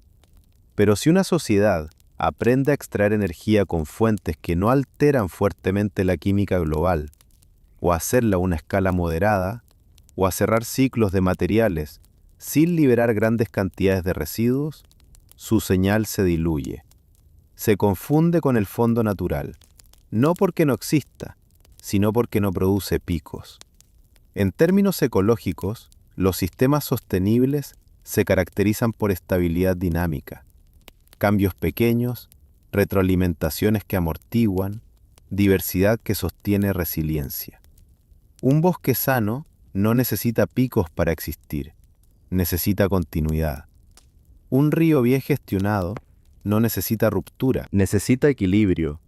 Y una civilización que busca durar tendría que parecerse más a un ecosistema que a una máquina descontrolada. Eso suena casi idealista, pero no lo es. Es un principio de supervivencia. Si una sociedad compleja depende de un ambiente estable, tarde o temprano aprende, por crisis, por aprendizaje acumulado, por selección cultural, que ciertas prácticas llevan al colapso. Y si la sociedad no aprende, desaparece o se simplifica. Las únicas que podrían durar muchísimo serían las que aprendieron a no empujar el sistema al borde. Ahora bien, aquí la paradoja se vuelve aún más aguda, porque si una civilización sostenible deja una huella mínima, entonces nuestra forma de buscar civilizaciones antiguas, basada en señales fuertes, puede estar sesgada. Buscamos picos, buscamos cicatrices, buscamos líneas abruptas. Y es posible que al hacer eso estemos diseñando un detector que solo encuentra civilizaciones que fallaron espectacularmente. Dicho de otro modo, tal vez la única civilización prehumana detectable sería una que colapsó y dejó residuos masivos, y tal vez una que logró durar, por definición, habría sido más discreta. ¿Sobrevivir sin dejar rastro? En realidad, nadie sobrevive sin dejar rastro. La vida siempre deja algo: cambios en suelos, en composición biológica, en distribución de especies. La cuestión es el tipo de rastro. Un rastro fuerte y extraño, fácil de señalar, o un rastro suave, integrado, difícil de distinguir del fondo. Los modelos ecológicos ayudan a pensar esto sin volverlo poesía. Los sistemas complejos tienden a comportarse de dos maneras cuando se los fuerza: o encuentran nuevas configuraciones estables, o colapsan a estados más simples. Un lago puede pasar de claro a turbio si se lo llena de nutrientes. Un bosque puede convertirse en matorral si se lo quema repetidamente. Un arrecife puede degradarse si cambias temperatura y química del agua. En todos esos casos, el colapso deja señales claras. El equilibrio, en cambio, deja continuidad. Así que la paradoja plantea una pregunta que no es cómoda. Si existió alguna vez una civilización longeva podría estar escondida no por estar enterrada, sino por haber sido demasiado buena en su relación con el planeta? Aquí conviene sostener el rigor. Esto no es una afirmación, es una hipótesis sobre hipótesis, una reflexión que surge de la lógica de supervivencia y de cómo se registran los impactos en la geología. No hay evidencia directa de civilizaciones prehumanas sostenibles. Lo que hay es una advertencia sobre nuestros criterios de búsqueda. Y esa advertencia, en cierto sentido, vale también para nosotros.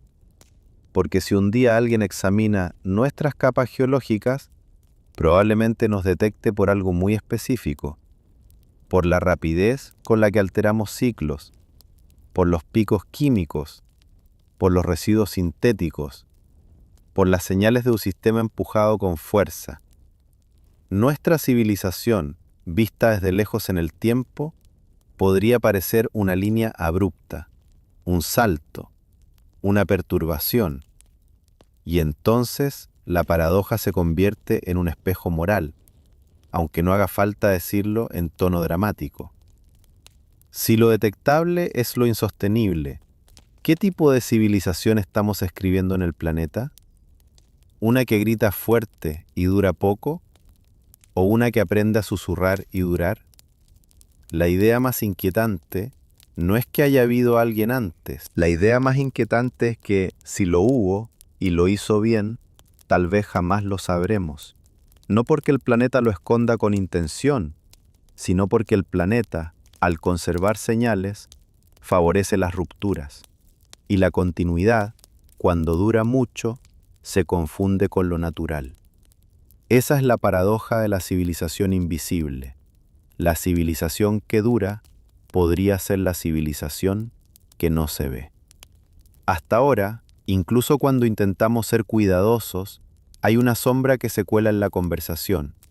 Imaginar civilización como algo que se parecería, de algún modo, a nosotros. Una especie con manos que fabrican, con lenguaje articulado, con fuego, con herramientas, con un gusto por construir cosas visibles. Y es comprensible, porque la única civilización que conocemos desde adentro es la humana. Pero si queremos ampliar la pregunta de verdad, hay que atrevernos a mover el centro, considerar que la inteligencia no es un retrato, es un conjunto de capacidades. Y esas capacidades podrían existir en arquitecturas muy distintas. La palabra inteligencia se usa como si fuera una sustancia única, como si se pudiera medir con una sola regla.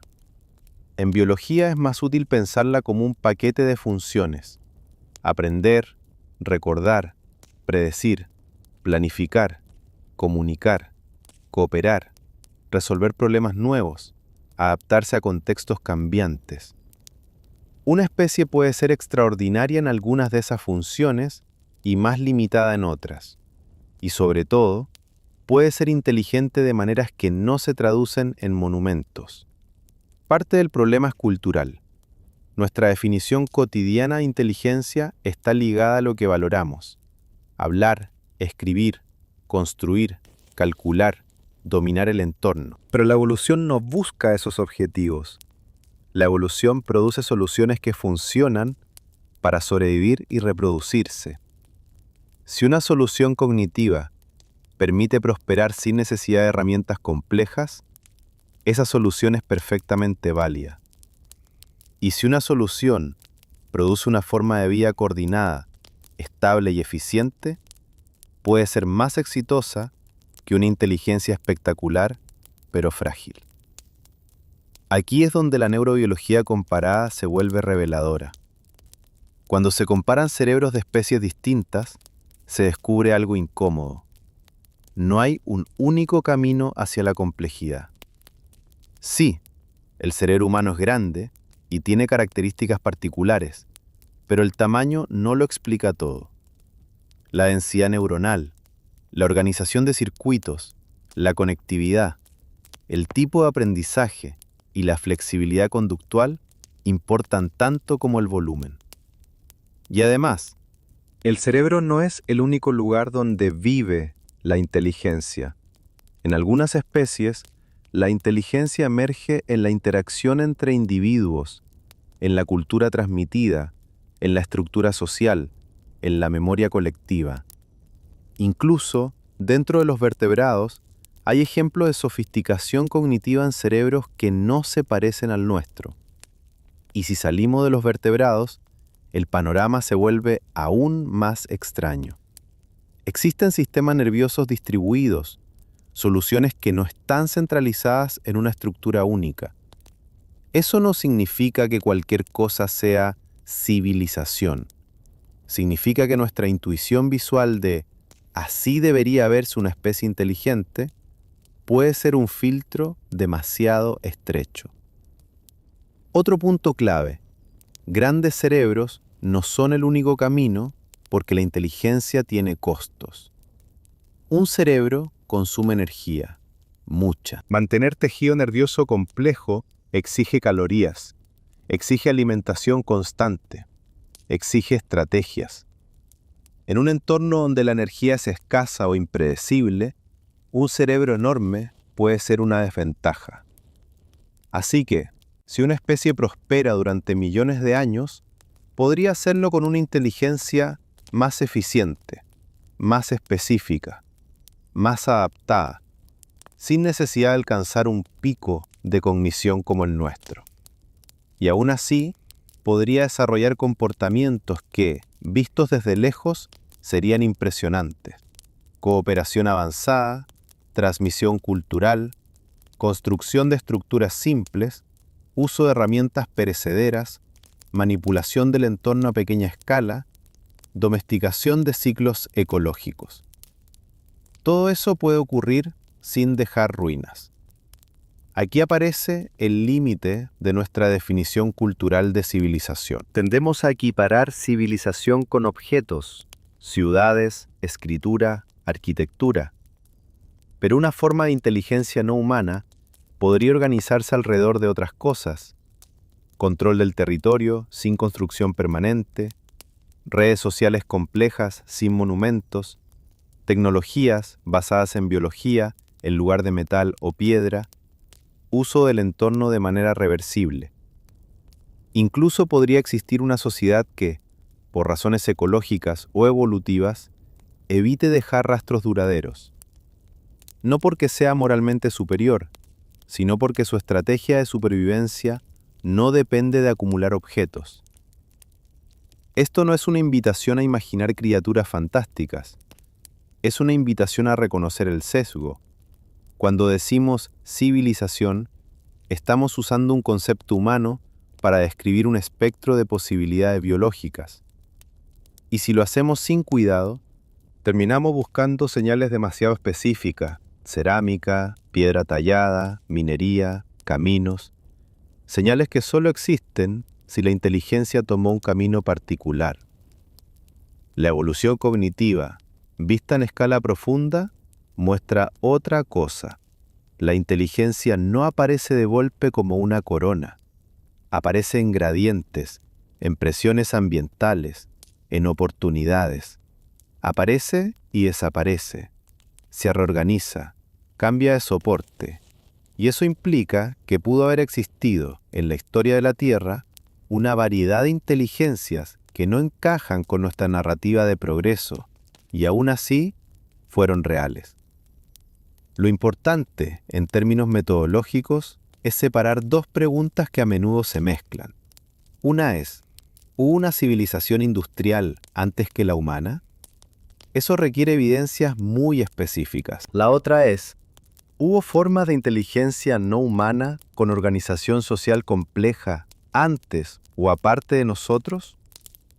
Esa pregunta es más amplia y al mismo tiempo más difícil de responder con el registro fósil y arqueológico, porque una inteligencia sin piedra, sin metal, sin escritura, sin ciudades, sería probablemente casi invisible para nosotros, y no por falta de curiosidad, sino por límites de los rastros. Al ampliar la mirada hacia la inteligencia no humana, la pregunta inicial deja de ser solo una provocación histórica y se vuelve una pregunta sobre qué consideramos señal, ¿Qué reconocemos como logro? ¿Qué esperamos encontrar cuando buscamos los primeros? Y esa ampliación tiene un efecto inesperado. Vuelve el misterio más grande, pero también más realista, más científico, menos dependiente de ruinas imposibles. Lo que buscamos, En el fondo, no es un espejo antiguo de la humanidad. Buscamos entender qué formas de mente pudieron existir en un planeta que lleva muchísimo tiempo experimentando con la vida. Cuando una pregunta toca algo tan profundo como ¿hubo alguien antes?, aparece un fenómeno casi inevitable. El mito se adelanta a la evidencia. No porque la gente sea ingenua, sino porque el cerebro humano está hecho para completar vacíos. Y el pasado remoto, por definición, está lleno de vacíos. Ahí entran ideas como los antiguos astronautas. La versión general es conocida. Seres extraterrestres habrían visitado la Tierra en tiempos remotos, habrían guiado a culturas humanas o incluso habrían sido el origen de ciertas hazañas arquitectónicas y conocimientos. Esta idea seduce por varias razones. Da una explicación simple a cosas complejas, convierte la incertidumbre en relato y, sobre todo, ofrece un tipo de maravilla inmediata. No hace falta esperar excavaciones ni discutir estratigrafía. El misterio ya tiene protagonista. Pero hay una forma más útil de abordar esto, sin burlas y sin desprecio. Preguntarse por qué persiste. Una razón es psicológica, la pareidolia. Es la tendencia a ver patrones familiares donde no los hay, especialmente caras.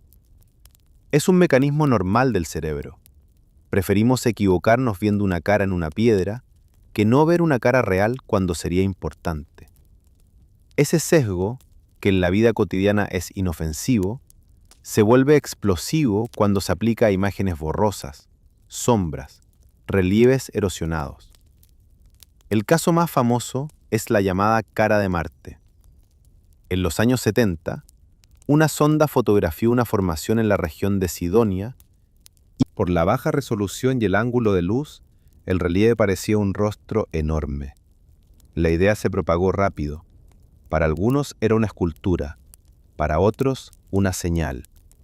Con el tiempo llegaron imágenes de mayor resolución y con luz diferente, y la cara se deshizo. Era una colina con sombras caprichosas.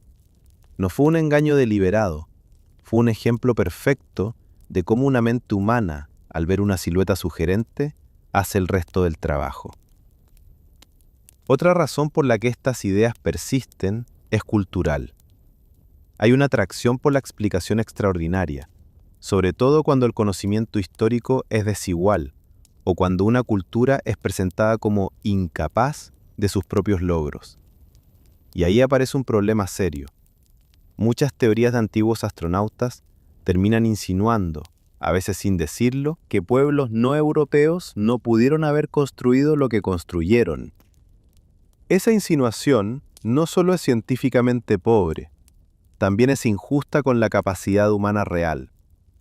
Delimitar ciencia y mito no significa apagar la imaginación, significa ponerle un método. La ciencia no prohíbe preguntas grandes, prohíbe respuestas fáciles sin evidencia. Y en este tema, la evidencia no se mide por lo impresionante de una historia, sino por la calidad de las pruebas. Contexto arqueológico, dataciones, materiales, patrones repetibles, explicaciones alternativas más simples. Así que el punto no es ridiculizar a quien se siente atraído por esas narrativas. El punto es recordar algo fundamental. Cuando el pasado está lleno de huecos, el cerebro los rellena. Y si queremos saber qué ocurrió de verdad, a veces lo más valiente es aceptar el hueco y seguir buscando con paciencia, sin inventar el dibujo antes de encontrar las piezas. Llegados a este punto, vale la pena hacer algo que a veces se evita por miedo a que el misterio pierda fuerza: ordenar. No para cerrar la pregunta, sino para dejar claro qué sostiene el suelo y qué flota en el aire. Porque este tema se vuelve confuso con facilidad, y la confusión es el mejor alimento del mito. La primera capa es la más firme, lo sólido. No hay pruebas directas de que una civilización no humana, anterior a la nuestra, haya existido en la Tierra. No hay artefactos inequívocos fuera del marco humano conocido. No hay restos de construcciones, herramientas o sistemas de escritura que se puedan fechar con claridad en un pasado profundo y que no encajen en procesos naturales. Tampoco hay fósiles asociados a una especie distinta que muestren junto a sí huellas tecnológicas comparables a las humanas. Esta ausencia no es una opinión, es la posición general de la investigación actual. Si existiera una evidencia directa fuerte, sería imposible esconderla dentro del mundo académico, porque precisamente ese tipo de hallazgo reorganiza carreras, instituciones y teorías enteras.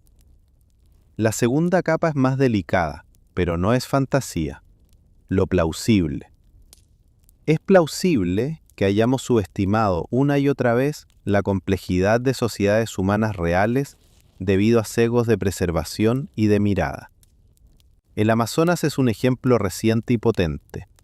Urbanismo de tierra, redes de aldeas conectadas, manejo de agua y suelos, todo oculto por la selva hasta que se aplicaron técnicas de observación capaces de atravesar ese velo. La Terra Preta es otro ejemplo, una tecnología agrícola y ecológica que no se expresa en piedra, sino en fertilidad construida y persistente. Estos casos no prueban civilizaciones prehumanas, pero demuestran algo crucial. El mundo puede esconder complejidad auténtica a simple vista, y el molde clásico de civilización no siempre sirve. También es plausible, en un sentido más amplio, que el planeta haya borrado evidencias directas de muchas cosas, incluso de especies y ecosistemas completos, debido al reciclaje continuo de la corteza, la erosión y las crisis globales. El registro fósil no es una película completa, es una colección de fotogramas sueltos, y esa incompletitud abre una posibilidad lógica: que formas de organización inteligente no dejen señales fáciles de reconocer, especialmente si trabajaron con materiales perecederos o si existieron en épocas y lugares donde la conservación es mala. La tercera capa es la que mantiene el misterio vivo sin volverlo una apuesta ciega: lo abierto. Está abierto cuánto podemos inferir con honestidad a partir de huellas indirectas.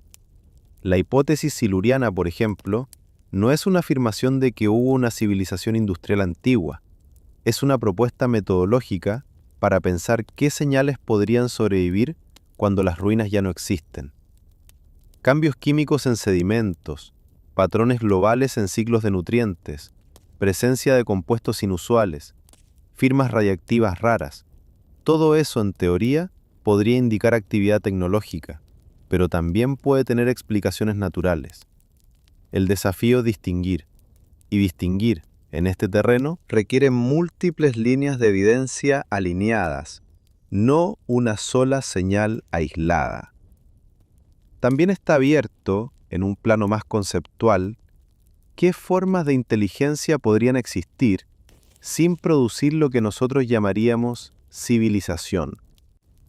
La neurobiología comparada y la evolución cognitiva nos recuerdan que la mente no tiene un único diseño posible. Una inteligencia no humana podría ser social, distribuida, altamente adaptativa, y aún así no dejar huellas duraderas en piedra o metal. Y si además esa forma de vida fuese sostenible y de bajo impacto, podría ser casi invisible en términos geológicos. Esta posibilidad no se puede afirmar, solo se puede reconocer como límite. Lo que no deja huella fuerte es difícil de detectar, incluso si existió. Así que la síntesis honesta queda así, sin adornos. Sabemos que no hay pruebas directas de una civilización prehumana. Sabemos también que el planeta borra y que nosotros hemos subestimado complejidades reales por mirar con un molde estrecho. Y sabemos por último que el registro es incompleto y que algunas huellas, si existieran, serían indirectas, sutiles y difíciles de separar del ruido natural. Ese es el punto exacto donde la ciencia se siente cómoda, no en la certeza absoluta, sino en un mapa claro de lo que está demostrado, lo que es razonable y lo que todavía no podemos resolver sin inventar. La Tierra no habla, no guarda diarios ni nombres propios, no recuerda lenguas, ni héroes, ni fechas. Guarda capas. Cada era se convierte, tarde o temprano, en sedimento. Cada bosque en carbón o en polvo. Cada océano en una línea mineral. Y cada especie, por dominante que se sienta, termina reducida a una señal más en una columna de roca.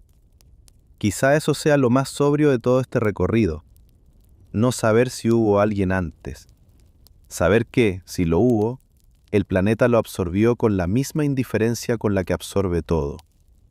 Y saber también que, cuando nosotros desaparezcamos, mañana o dentro de miles de años, no quedará nuestra versión de la historia.